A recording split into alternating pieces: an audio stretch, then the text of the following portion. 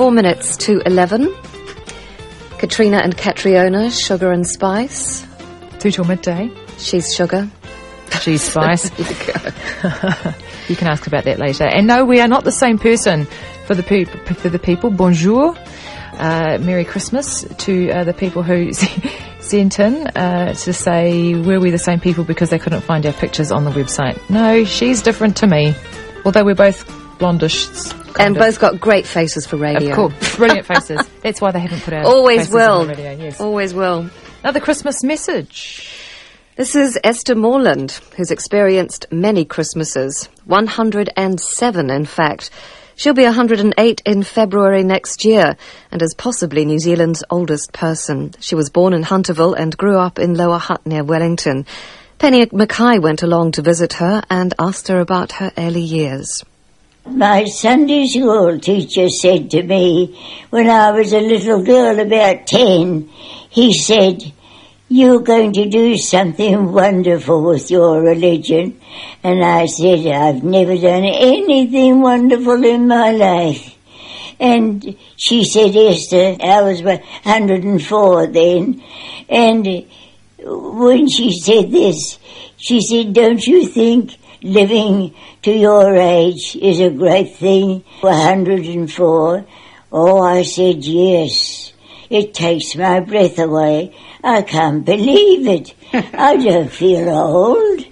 And I don't think I do so bad mentally for what I know of the Bible, and I love it." Can I ask you what Christmases were like for you when you were a little girl? We were always a happy lot.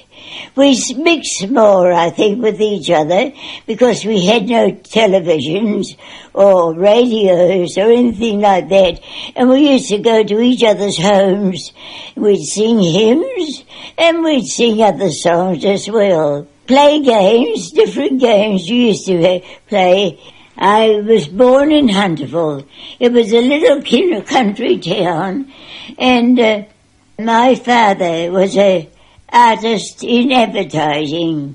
I was about 4, I suppose, when we came to Wellington, and as we come, people was helping Mother all the time with the children. She had about 5 children then.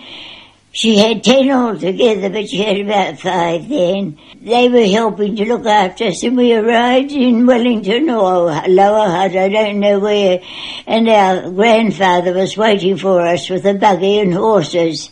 It was dark, and he took us up to his home, and we slept on the floor.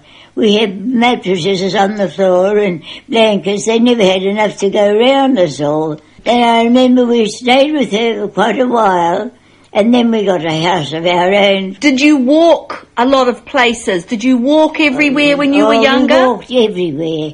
We had bicycles. We could ride on bikes. We were not wealthy people, and we just lived on most of the things Mother grew. She used for our upbringing. Leeks, red beetroot, and I know I used to hate pumpkin. I couldn't look at it. I used to feel sick every time I looked at it, and now I quite like it. I had 4 brothers, I think, and 5 sisters, I think. There was 5 girls. We never went for holidays when we were children. Never thought of it. Didn't know anything about them. Do you remember the First World War? Because you would have been 12 when that broke out. Yes. What do you remember of it? It was very sad. And the ships came in for our troops to go overseas to fight, and they'd be 3 stories high. And all the boys would be leaning over the sides, waving their hats to their parents and saying goodbye. And mother was crying all the time, and she cried all the way home. We used to say to her, "Mother, I do wish you would stop crying. You make us all so sad." And she couldn't help it, and he was killed. He said, "At last I'm going to do something good in my life." And he went in the ambulance corps. and he was killed the first time out. And we all wore black bands on our arms to show if we had lost anybody in the war. And everybody seemed to have black bands on their arms. At school, every Christmas we used to have a very lovely picnic and races for the children, and the parents put it up. My sister was a very good runner. She used to win all the races, but I wasn't such a good runner as her, so I got the lesser presents. Well, I always remember at Christmas, Mother would make a cake. Well, through the year, it was just scones and pikelets and things like that. But at Christmas time, Mother always made a lovely pie of rhubarb or gooseberries or something like that, you know.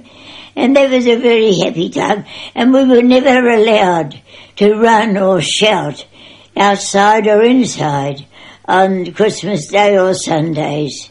We all had to be very quiet, and our consciousness seemed to be encouraged to be quiet and gentle to each other. That was 107-year-old Esther Moreland in the Parkwood Rest Home in Waikanae. What an amazing woman, and my God, after 100 years. 107 years. That's amazing. Incredible memories. Well done, and Merry Christmas to Esther and to all the and other happy residents. Birthday in February when she's 108. Fantastic. And to everybody who's listening in rest homes all around the country, Merry Christmas. We're all thinking of you and hoping you have a lovely day full of good food and fond memories of your past.